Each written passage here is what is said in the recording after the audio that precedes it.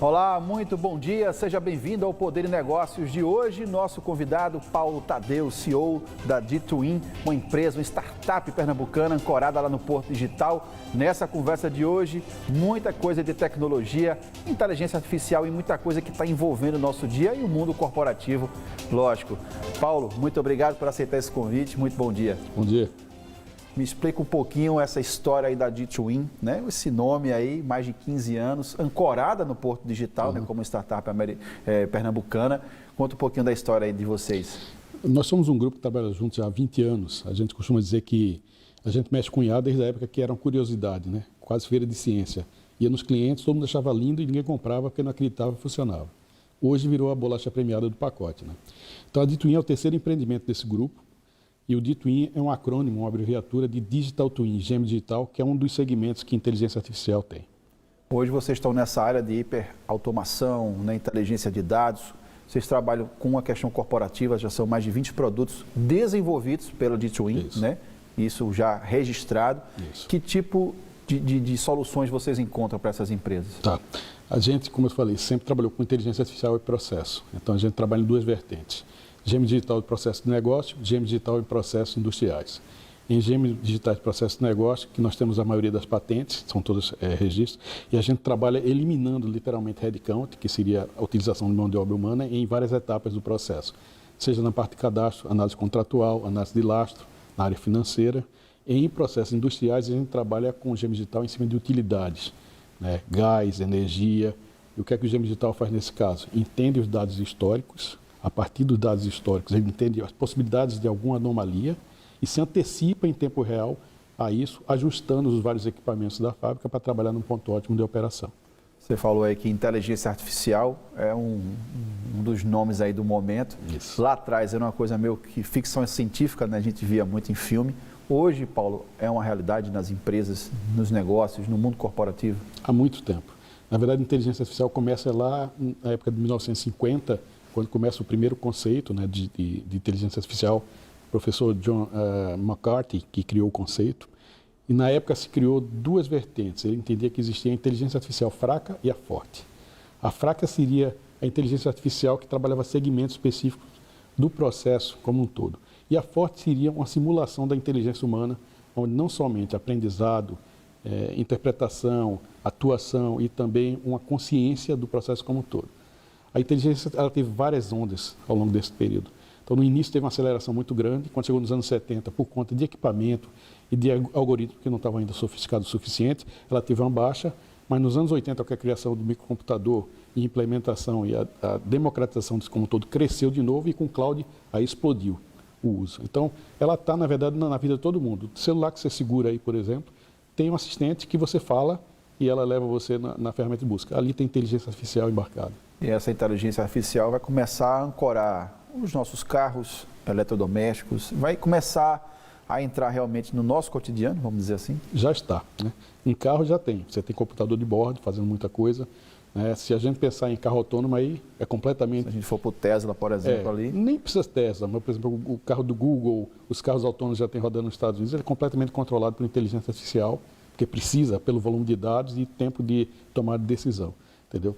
Mas a gente está falando aí do limite do que é hoje em dia a tecnologia. Mas no dia a dia da gente já tem. Quem tem em casa assistente, um Alexa, isso aí já tem inteligência bastante desenvolvida e lá embarcada. No próprio celular, como eu falei, quem usa o seu navegador no carro usa de alguma forma também inteligência artificial. Está no dia a dia. Operações médicas, operação robótica, mercado financeiro usa demais. Então, como ela vai permeando e vai entrando... Às vezes a gente nem vê, né? Não percebe, mas já está presente e muito presente. A D2In, ela trabalha com essas soluções, né, nesse mercado, mas muita gente fala assim, a inteligência artificial chegou para tomar o meu emprego. Certo. Né? E isso preocupa muito quem está em casa, né? Para vocês que têm esse conhecimento da tecnologia, é para ter esse medo ou não? Esse medo é uma coisa que permeia a sociedade desde sempre, né? Não só com relação à inteligência artificial. Quando o carro foi inventado, falaram a mesma coisa, acabar com os condutores de charretes e outras coisas mais. Quando a televisão foi criada, ia acabar com rádio, ia acabar com teatro, entendeu? Na verdade, o que existe é o seguinte, a tecnologia ela evolui independente da gente querer ou não. Você vai ter na sociedade caminhando num reposicionamento. A inteligência artificial ela jamais vai tomar o lugar do humano, de fato, se ele trabalhar como humano. Ela vai apoiar ele no suporte de tomar decisão. Aquela inteligência plena, por exemplo, que é a ambição de todo mundo, isso não existe. Existe inteligência segmentada, né? Obviamente cada vez mais sofisticada, mas ela é usada como suporte para que o humano tome a decisão no final das contas. Então esse medo é infundado, isso faz parte mais do folclore da situação. Na verdade, ela vai ajudar certas situações. Muito. E vocês também trabalham com a questão da hiperautomação. O que seria isso, hiperautomação? É você usar o limite de inteligência artificial em processos, né? Porque a automação ela vem numa sequência de evolução. Então, o que é uma automação no primeiro nível? É você ter uma sequência de fatos ou de ações dentro de um processo empresarial, por exemplo, onde eles são alavancados de alguma forma por atuação humana. Quando você vai botando inteligência artificial em várias etapas, você vai deixando a pessoa como gestora disso como um todo, e essa etapa ela vai andando toda sozinha, a esteira vai andando toda sozinha, como fosse um processo convencional, tomando decisões em alguns casos, entendendo em alguns outros, entendendo o contexto como um todo e ajudando no processo de eficiência operacional. Então, ela vai, de alguma forma, trabalhando o todo do processo empresarial. Para quem tem em casa, algumas pessoas já viram até aqueles mercados do Amazon, né, e de outras empresas, onde você entra, não digita nada, ele reconhece facilmente, você pega um produto. Seria chegar nesse ponto aí, no nosso dia a dia? Sim, acho que na China isso aí já é realidade, a Amazon ela traz para o Ocidente um pouquinho disso aí, faz parte disso aí. Então a inteligência veio para suportar de alguma forma, né? Ações, por exemplo, que precisariam a pessoa levantar carga, a pessoa de alguma forma ter que fazer um trabalho que seria mecanicamente possível, até para um animal, por exemplo, você pode botar inteligência artificial fazendo esse tipo de coisa. Por exemplo, em desmoronamentos, em incêndios, que você normalmente tem que bombeiros ir lá, você pode botar um cachorro mecânico, né, um robô mecânico que vai lá, fareja, acha, então você evita inclusive problemas de risco para a vida humana. A inteligência ela entra nessa coisa. E a D2In ela está desde o mercado financeiro, está na parte da educação também. Quais são as áreas que vocês estão já adentrando com esses softwares, com esses programas que vocês desenvolvem aqui no Porto Digital? Tudo que precisa processamento de documento de forma inteligente. A gente é muito forte em visão computacional, muito forte numa área chamada machine learning, que é aprendizado de máquina, e muito forte numa parte chamada reconhecimento de padrão. Então, essas três juntas, você consegue, de alguma forma, automatizar completamente o processo. Então, a gente fala, por exemplo, cadastro. Cadastro você precisa ter gente. Eu conheço cliente que diz, o meu analista passa mais tempo digitando do que realmente fazendo análise. Então, você pode botar toda a sequência para fazer isso. A visão computacional, ela entende o documento, separa automaticamente aquele documento, o que tem que fazer com cada documento, aplica a regra, averigua alguma possibilidade de fraude. Tudo isso pode ser feito com inteligência artificial. E depois já joga direto no sistema onde o analista vai fazer a parte de análise dele, né? Usar um pouquinho da inteligência dele no caso específico da parte de análise. Isso é um pedaço. Avaliação contratual, por exemplo, comparar contratos que foram bifurcados, contratos imobiliários, onde você pega um empreendimento, você tem um contrato padrão e você tem vários contratos que são bifurcados daqueles. Você pode ter inteligência artificial fazendo isso. Hoje você pega, por exemplo, BPOs de vários advogados lendo o contrato para ver se tem cláusula por cláusula diferente. Isso a inteligência artificial pode fazer tudinho, gerar um relatório, no final o advogado dá uma rubrica lá ou da assinatura dele e está tudo ok. E também, por exemplo, análise de lastro, como eu falei para você. Eu vou emprestar dinheiro para uma empresa. Eu quero saber, por exemplo, quem pode assinar, quem tem poder, que nível de comprometimento vai ter. Tudo isso o sistema pode fazer automaticamente, lendo contratos. Imagina um contrato que você tem informações difusas, vários sócios, e você associa a cada sócio esse conjunto de informações de forma unificada e não tem, por exemplo, que um advogado ficar lendo contrato por contrato, entender, juntar informação para daí para frente fazer análise. Então, são exemplos de coisas que podem ser feitas. Quando a gente fala de processo empresarial, educacional, matrícula, por exemplo, você precisa de um monte de documentação, né? A gente fala mais de 20 documentações. A gente faz hoje em dia, nós somos a plataforma que a Xerox usa no Brasil para alguns processos, inclusive para a matrícula EAD. Ela tem como cliente as duas maiores EADs do Brasil, Uniaselv e Unicesumar. Então, são mais de 20 documentos diferentes, desde documentos convencionais, como identidade, comprovante, mas documentos como histórico escolar, ficha de transferência, ficha 19 do MEC, tudo isso o garoto fotografa no próprio aplicativo que ele vai assistir a aula, e isso entra automaticamente, ela já entende o que é que ele já reconhece que documento é aquilo. Separa automaticamente, aplica as regras associadas, vai no MEC, vê se está na blacklist, vê se o documento que ele assinou está compatível com a assinatura que ele tem na identidade, vê, por exemplo, se os dados que ele colocou de pai e mãe estão batendo, vê se tem algum problema de cadastro dele, se ele tem um pré-requisito para cursar aquela cadeira, por exemplo, na universidade. Tudo isso é feito automaticamente, já cai direto na tesouraria, gerando boleto. Para você ter ideia, quando a gente entrou nesse processo, essa universidade tinha 60 mil matrículas pendentes e 3 meses atrasados. A plataforma, quando entrou, passou para 5 minutos de processo todo, ponta a ponta, e zerou completamente a necessidade de back-office, não tem mais nenhum backlog deles. Porque ele identifica aquele padrão, ele também identifica até coisas que acontecem fora do padrão. Opa, isso aqui está diferente, isso aqui Exatamente. Há pares diferentes, você desvia para o manual para dizer, ó, tem uma possibilidade de algum erro aqui. Tem, às vezes, erros que o próprio sistema pode interpretar. Por exemplo, a pessoa colocou um documento de solteiro e casou e mudou o nome, uma mulher, por exemplo. E isso o sistema pode automaticamente já ver, olhar certidão de nascimento, olhar certidão já de diz, alguma coisa não está batendo aqui, né? Então, mas ela não só sinaliza, como ela pode também tomar decisão dizendo, tem a certidão do casamento e existe artificial, ela já pode ajudar nisso tudo, entendeu? Porque evitar, por exemplo, de parar um processo de matrícula numa situação como essa, onde perfeitamente, se a documentação está lá, é possível encaminhar o processo como um todo. E num processo desse tamanho, por exemplo, você teria, eu não falo nem a quantidade de pessoas, mas uma demora muito maior para concluir tudo isso, se fosse feito manualmente. Sem dúvida. E o grande problema do processo é quando ele entra errado. Porque você lá dentro tem um monte de gente trabalhando e essas pessoas estão esperando alguma coisa e a pessoa que está do outro lado sendo matriculada, aguardando também, até que ele liberasse essa informação e voltasse. O sistema pode automaticamente já avisar a pessoa, o que tem ele dá um alerta ali, né? Alerta, só está faltando do documento, tem um erro aqui, já ajusta isso aqui. E quando cai na esteira de finalização, nas pessoas que vão fazer somente a cobrança de boleto, o próprio avaliar, ou de alguma forma orientar como é a finalização, já está tudo resolvido, não tem nada a ficar parado em algum momento. Muita gente fala que a gente vive a era da obesidade da informação, né? O ser humano recebe hoje uma quantidade de dados e, ao mesmo tempo, produz também uma quantidade de dados. E muitas vezes, né, Paulo, as empresas não sabem o que fazer com esses dados, né? Isso é muito comum no mercado corporativo. Né? O que fazer com essa quantidade de dados e identificar até, vamos dizer assim, oportunidades, né, desses dados. Sempre. Porque, na verdade, a informação sempre existiu. O que aconteceu é que houve uma mudança de informação para transformação em dado dessa informação. Então, quando você tem informação, você tem poder. Certo? Se você está transformando em dados, usar a ferramenta adequada para que esses dados gerem para você a informação estratégica de alguma forma avaliar. Quando é muito volume de dados, aí precisa de inteligência artificial. Porque aí é humanamente impossível conseguir catalogar isso numa velocidade muito grande e processar dados em tempo real.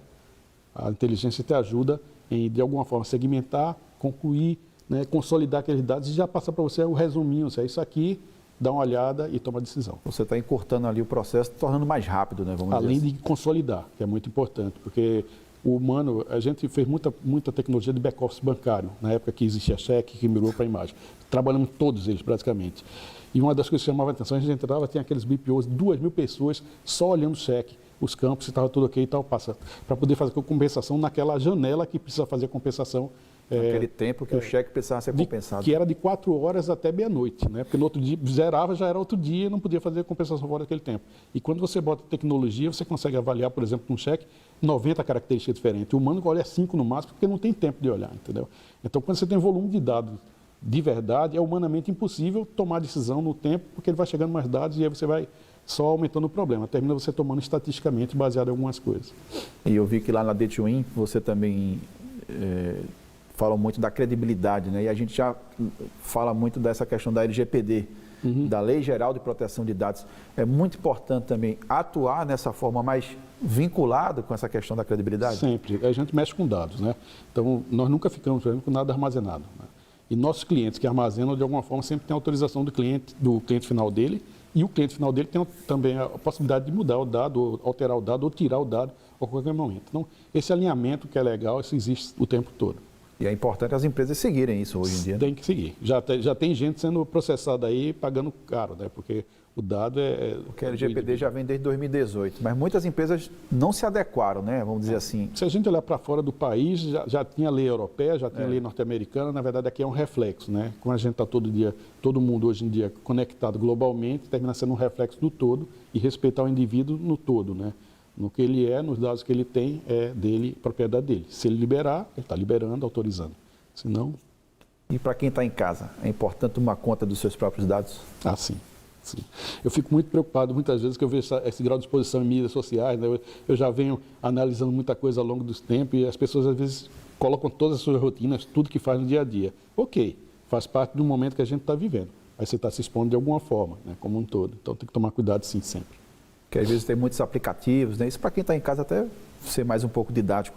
é aquele programinha que pede para você fazer alguma coisa, mas ele vai ter acesso aos seus dados, né? Quando você libera, é importante ter muito cuidado, assim, não ir muito naquela onda de rede social, porque ali por trás o que as empresas querem também é a utilização desses dados. Não, sim, tem programa malicioso, tem um monte de coisa. Tem que lembrar que a sociedade vai se sofisticando. Se no primeiro momento o acesso à informação era de um pessoal que tinha um nível de instrução mais alto, hoje está chegando. Então tem golpista de toda forma. E tem golpista inteligente também preparado, né? Então tem que cuidar com esse tipo de informação ou essa liberação de informação e esse tipo de exposição. Sempre vai ser problemático. O dado é dela, mas se ele liberar ou de alguma forma permitir o acesso, não tem controle. E voltando um pouquinho ao assunto da inteligência artificial, que está presente nesses dados, Sim. Qual é o limite, né? Até onde vai essa inteligência aí? Onde é que está essa perspectiva, né? Vocês que estão no ramo de tecnologia, até onde pode chegar? Porque a gente vê hoje que até vídeo eles estão fazendo, até a voz ali, criando dados também.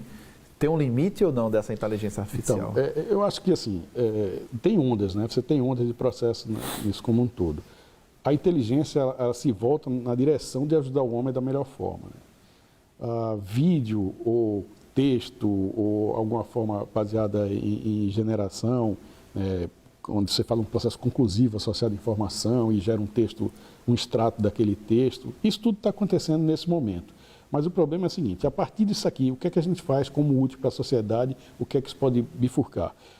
Com certeza a evolução vai acontecer, né? À medida que a tecnologia de hardware vai evoluindo, à medida que os algoritmos vão ficando mais sofisticados e que a tecnologia permita que algoritmos sofisticados sejam processados de forma mais rápida, isso vai de alguma forma evoluindo, tá? Agora, o limite, eu acho que o limite está associado a alguns aspectos, né? O elemento humano, ele tem criatividade, né? A inteligência vai até o limite do que você manda ela fazer, né? Eu não acredito no processo dela tomar decisão própria, porque na verdade ela tem que ser treinada. Mas se você treinar baseado na informação que ela tem, que ela detém, tomar decisão, ela pode acontecer. A tecnologia pode ser usada por vários caminhos. Tem a parte da emoção também, né? Emoção. Tem que lembrar como é que o ser humano aprende. Você aprende de várias formas, porque alguém lhe ensinou, você aprende porque você teve alguma experiência, né? Os 5 sentidos são experiências próprias. E associado isso à sua carga genética. Você reage de um jeito a frio, eu reajo de outra forma. Frio para você é uma coisa, frio para mim é outra. Isso é uma experiência própria e é uma forma de aprender também. Então, você chegar nesse limite com inteligência artificial, eu acho que é um pouco fantasioso imaginar. Por isso que não vai nunca chegar no elemento humano. Também de ser criativo. Criativo é inusitado. Se você tem... O que é que a inteligência hoje faz? Um volume absurdo de dados e um volume absurdo de modelos que ela consegue rapidamente unificar e entender qual seria o melhor daqueles ali e usar. Mas isso é passado, né? O criativo é aquele inusitado, né? Um jogador de futebol faz jogada que ninguém pensou, ele fez na hora. Isso não está no passado, está naquele momento. Então, isso vai estar sempre atrelado ao ser humano e é difícil que a inteligência consiga chegar nesse ponto. Porque vocês também atuam no Learn Machine, né? Vocês colocam a máquina para ela aprender por ela mesma, né? Sim. Com erros, com acertos. Isso faz parte também da inteligência artificial. Com certeza, é uma das tecnologias que a gente usa. Mas o que é que ela aprende? Ela pega um monte de exemplos humanos, né? Coisas que aconteceram e o que aconteceu daquelas coisas, e você vai treinando. Só essa situação pode gerar isso, essa situação pode gerar isso. Essa situação é parecida com essa situação é parecida com essa. Você vai treinando a máquina para ela poder entender. Estamos falando de passado. Coisa que nunca foi treinada, ela não pode tomar decisão. Porque na prática o cliente chega para você e diz, Paulo, eu tenho essa problemática aqui, eu preciso de uma solução. Sim. Então vocês vão achar aí um software, um programa ou uma máquina, vamos dizer assim, que vai curtar, né? Vamos dizer assim. Ou desenvolver, né? Você vai desenvolver alguma solução que a partir da base de informação que ele tem, que é muito importante, não existe inteligência artificial sem volume de dados. Tem um cientista chinês, na verdade um escritor chinês chamado Kai-Fu Lee, que foi do Google e tal, que ele escreveu um livro bastante interessante para quem quer entender um pouquinho mais do tema, chamado AI Superpowers. Ele fala por que a China é uma potência em inteligência artificial, por uma razão muito forte. Não só o desenvolvimento tecnológico, mas a massa de dados que tem. A população de 2 bilhões de pessoas treinando e testando o tempo todo. Então, sem dados, e dados é passado, né, ou presente, você não vai conseguir ter uma inteligência de qualidade. Mas o futuro, ou seja, a coisa que nunca ninguém pensou em ser feita, aí não tem como. A inteligência não vai fazer. Tem que partir dessa, vamos dizer assim, do X da questão, que é a criatividade humana, da emoção, né, e da sensibilidade também, né? Acho que a máquina, para ela gerar essa sensibilidade, é quase que impossível. Eu não vou dizer impossível, mas muito difícil. Com certeza, muito do que é feito na vida é feito baseado em experiências pregressas. Então, ela vai resolver muita coisa, mas jamais tudo. E detalhe que também a empresa, a D2In, ela tem os próprios softwares, né, que são mais de 20 programas que são registrados e são soluções criadas por vocês, né? Sim. A gente tem um histórico como perfil que mais ou menos das empresas do Porto Digital, da pesquisa até o produto final. Então, a gente começa com um problema, trabalha em cima do problema, desenvolve a tecnologia do zero, isso é uma coisa um pouco diferente para outras empresas de fora do estado de Pernambuco, e a partir daquilo a gente gera o produto, né? Quando a gente entrou no mercado, a gente disputava espaço com o pessoal de Israel, com o pessoal da Rússia, o pessoal da Alemanha e o pessoal dos Estados Unidos. Basicamente são esses que disputam com a gente. Na América Latina eu desconheço assim, quem faz tecnologia como a gente faz. Eles, na verdade, consomem de terceiros e fazem uma aplicação, muitas vezes, muito bem feita. Tá? Mas é tecnologia de terceiros. Mas fazer do zero, aqui, normalmente, aqui o pessoal do Pernambuco que fez e a gente trabalhou nesse grupo. E mesmo estando aqui, vocês estão concorrendo com quem está lá fora, né? Sempre é. Quando a gente entrou no sistema bancário, todos os nossos concorrentes eram de fora, todos. O software era feito por russos que tinham saído na época da queda do Muro de Berlim, ido para a França, Universidade de Paris, criaram o conceito, e hoje em dia também tem empresas russas, ou do leste europeu, Bulgária e tal, que também são muito boas. Era o modelo matemático deles, a gente sempre disputou espaço com eles. Mas quando a gente olha para, por exemplo, o ambiente latino, o ambiente brasileiro, que tem características próprias, né, que tem uma forma de fazer que é diferente, eles têm uma dificuldade muito grande.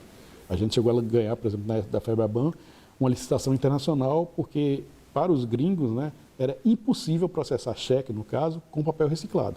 E a gente mostrava que a gente conseguia processar com mais de 97% de certeza, porque era um problema nosso. Então a gente nasceu dentro desse problema, a gente desenvolveu tecnologia dentro do ambiente latino.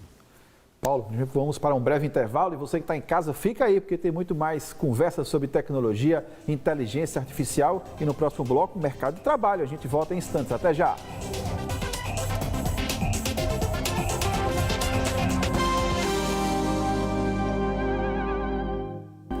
Estamos de volta com o Poder Negócios desse domingo com o Paulo Tadeu, CEO da D2In, empresa startup pernambucana ancorada lá no Porto Digital. Paulo, a gente falou muito em tecnologia, mercado corporativo, inteligência artificial. Vamos falar agora de mercado de trabalho, mercado corporativo. Qual a importância da D2In estar lá no Porto Digital, aqui no Recife? Primeiro, ela é nativa do Porto Digital, né? Todos nós somos egressos, de alguma forma, da Federal de Pernambuco, né? Eu fui em engenharia, o pessoal, a maioria foi de centro de informática, e a gente conhece do início, né? Eu sou daqui, morei 12 anos em Porto Alegre e voltei para trabalhar no César quando o César tinha 29 pessoas, eu fui a 30ª contratada. Então eu conheço essa história do início, conheço o Porto Digital do início, sei do poder local, né, da qualidade da mão de obra local e da importância de estar aqui, faz parte da estratégia. Mas ao mesmo tempo que a gente está aqui, a gente também é da comunidade Inovabrá, né, que é a aceleradora do Bradesco, que fica lá na Consolação, lá em São Paulo. O que é importante estar aqui? Qualidade da mão de obra. Eu formo mão de obra aqui. Nós temos uma tradição muito forte em cima de uma área de inteligência artificial chamada redes neurais. Eu não sei se hoje ainda é, mas durante muito tempo nós fomos o maior grupo, quando eu falo nós, Pernambuco, da América Latina e o grupo que mais trabalhava as questões associadas às redes neurais, por motivos históricos. Alguns dos professores que são fundadores do Centro de Informática, como o professor Clilton, eles fizeram doutorado na Inglaterra, numa época que esses conceitos estavam sendo consolidados, e mandou muitos dos seus alunos fazerem doutorado lá também. Então, terminou se criando uma comunidade muito grande e muito produtora de tecnologia. Então, estar aqui para o que eu faço, o que a gente faz, é super importante, porque a gente sabe da qualidade e da qualidade do trabalho que é gerado, certo? Associado ao fato que hoje o Porto Digital, como parque, é um parque extremamente conectado, né? A gente trabalhou, se a gente olha para 20 anos atrás, a gente tinha que falar o tempo todo de Porto Digital, explicar o que era Porto Digital, né? Falar das coisas que eram feitas em Pernambuco. Eu participei, inclusive, das primeiras investidores em risco, né? Na época do César, a gente trouxe, meu Deus do céu, 7 ou 8 fundos de investimento, que eram praticamente todos que tinham no Brasil, para vir para Pernambuco e entender o que estava acontecendo aqui. E eu tinha uma coisa que me intrigava. Todos eles vinham na quinta-feira para cá. E eu perguntava para o pessoal, por que vocês estão vindo na quinta? Porque depois a gente vai para Porto de Galinhas. Então, Pernambuco era fora do mapa, né? E eles, quando entenderam que existia, a indústria de fundos chegou aqui, né? E aí começou a se estruturar isso como um todo. E aí, quando a gente fala Porto Digital, a gente não está falando somente de empresa, está falando de todo esse contexto, todo o cluster que está associado a isso. E associado à organização como um todo. Se você olhar no Brasil, acho que talvez Santa Catarina seja o paralelo que a gente tem de um lugar super organizado. Só que Santa Catarina tem um detalhe. Quando o Brasil ainda investia em hardware, né, tinha a Cobra, né, eu sou engenheiro eletrônico, eu sou dessa época, eu sei como é que funcionava isso aí, Santa Catarina já tinha investido em software. Então a gente tem eles têm pelo menos uns 15 anos a mais de tempo que a gente, ou 20 anos a mais, e a gente partiu 20 anos depois, mas hoje a gente está em pé de igualdade aí, em termos de competitividade, com um cluster fantástico que eles têm lá, mas a gente também tem um muito bom aqui. E falando em mão de obra, a gente sabe que no Porto Digital chega até faltar mão de obra qualificada, né? Às vezes você precisa de um profissional específico para aquele determinado tipo de programa ou ferramenta e está faltando no mercado. Sem dúvida. Veja, quando a gente fala Porto Digital, a gente está olhando muito para a questão litorânea e é fato isso. Isso é um problema global, não é só local. Né? Então, acho que cabe duas observações aqui. A primeira é o seguinte, muito importante, quando fizer o curso, saber o que está querendo fazer no final. Né? Muitos garotos me procuram perguntando o que é que eu faço. Você gosta, por exemplo, de trabalhar com mobile? Está faltando mão de obra para trabalhar desenvolver software para mobile. Querendo ou não, mobile é a principal interface. Todo mundo tem um celular digital. Todo mundo, e acessa as redes do mesmo jeito, certo? Ou o que a gente chama full stack, é o cara que trabalha na frente e trabalha no back. Né? Isso aí normalmente falta. Um cara muito bom de frente também. Né? Muita gente já formada em back, mas de frente você não tem. E procurar as escolas que geram você com esse tipo de formação que a empresa vai engolir na mesma hora, ela vai entender. A gente participa de alguns programas, por exemplo, no Porto Digital, como o PET, que é o programa de extensão com os garotos das escolas públicas. Muitos dos nossos atuais profissionais e estagiários trabalharam nesses programas. A gente tem um programa forte também de interiorização. Muitos garotos estão testando redes neurais em alguns dos nossos projetos, estão na região do Sertão. Salgueiro, Caruaru, Petrolina. A gente tem, acho que um time de 15 a 20 garotos conectados, que ainda estão, alguns finalizando aí a parte da escola técnica, outros já na vida universitária iniciando, e estão entrando no mundo de IA a partir de processo de entender como funciona, treinando modelos, ou seja, é um passo mais para frente. Então, eu acho que tem dois aspectos aí. A gente fala de ser Porto Digital preocupado com o que está acontecendo na região, mas tem muitos talentos que estão acontecendo aqui no sertão, no interior, que são bem interessantes e que tem demanda para isso também. Porque sempre fez parte dessas empresas ancoradas lá no Porto essa questão social, né, de formar a mão de obra, né? Sim. A preocupação é muito do que a gente está vendo em torno, né? Então, a gente olha para Pilar, que vai ter um trabalho agora novo de formação do pessoal do Pilar, lançado recentemente no Porto Digital, muito importante também. Mas é muito importante para Pernambuco como todo a interiorização. Chegar, e aí o presidente da Softex, Ives, ele tem feito um trabalho fenomenal, montou já um núcleo em Caruaru, depois montou em Petrolina, ou seja, levando o Porto Digital até lá. O Porto não é só litoral. Ele fica muito preso aqui ao litoral, né? E os talentos estão espalhados, né? Às vezes nos deixa, dá uma dor realmente. Você vê um garoto brilhante que depois, por falta de opção, sei lá no sertão, ele vai trabalhar na loja do pai.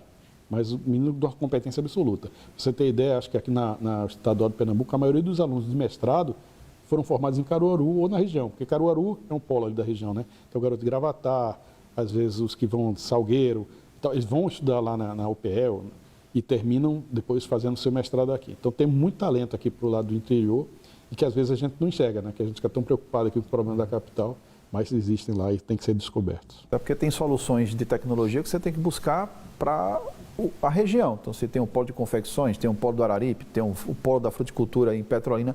Cada micro-região vai ter a sua problemática e você tem que desenvolver, né? Sem dúvida. Tem um estagiário nosso, inclusive, que está fazendo um trabalho social com quilombolas, né? De empoderamento de quilombolas e tal, e está fazendo um programa nessa área. Veja, é estagiário nosso, é um garoto que conhece o problema, o trabalho de graduação dele é nessa área. Então, quando a gente olha para a tecnologia, ela é pervasiva, ela chega em todo lugar. E aí, você que vive um micro problema da região, vai ser isso. Tem um nosso diretor, Romulo, que viaja muito pelo interior, divulgando o que a gente faz. Ele disse, Paulo, é fantástico, eu chego num lugar assim, como verdejante, e a preocupação do cara era fazer um sistema de conexão, de loja virtual, de marketplace, para venda de carne de bode, porque a carne de bode ela não está no supermercado, então do produtor ao pessoal que consome. Tem que conectar esse pessoal. Pois é, isso é a né? realidade deles. E tecnologia só faz sentido se for para isso, para resolver o problema que você tem, como realmente uma ferramenta que pode lhe ajudar na melhoria do todo. Mas a gente pode dizer hoje que a IA é um mercado promissor, a inteligência artificial, para quem apostar, é um mercado promissor. Com certeza. Ela é, por exemplo, o que foi a internet quando começou. Todo mundo fala, não, a internet tem que estar na internet. Nos anos 90. Se a gente olhar de 5 tecnologias disruptivas, inteligência artificial está entre uma delas. Ou seja, daqui para frente é muito desenvolvimento e muito mercado a ser trabalhado. Então, IA, desde o princípio mais simples de IA até as coisas mais complexas, tem oportunidade de emprego para todo lado. E isso vai estar presente em várias áreas, não só na área de tecnologia, mas como você falou,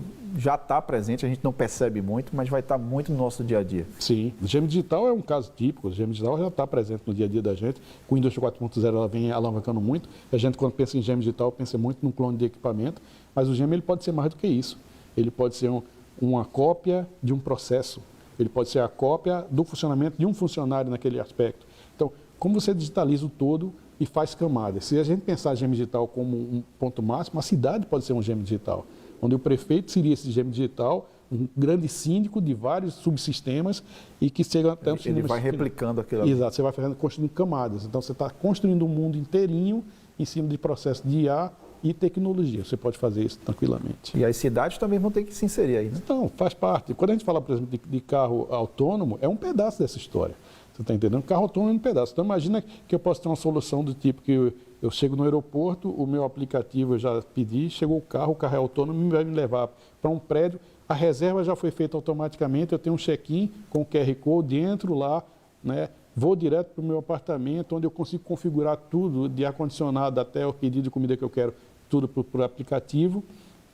E eu posso rodar, de alguma forma, dentro da cidade, me conectando com outros sistemas, trabalhar de onde eu estou conectado com esses outros sistemas, até eu terminar o ciclo e, de novo, da mesma forma, voltar. Então, tudo isso é feito em cima de camadas. E o gêmeo digital ele passa a ser, desde um síndico de prédio, ou desde um gestor de uma linha de produção, até um presidente. Um prefeito de uma cidade. Como né? todo.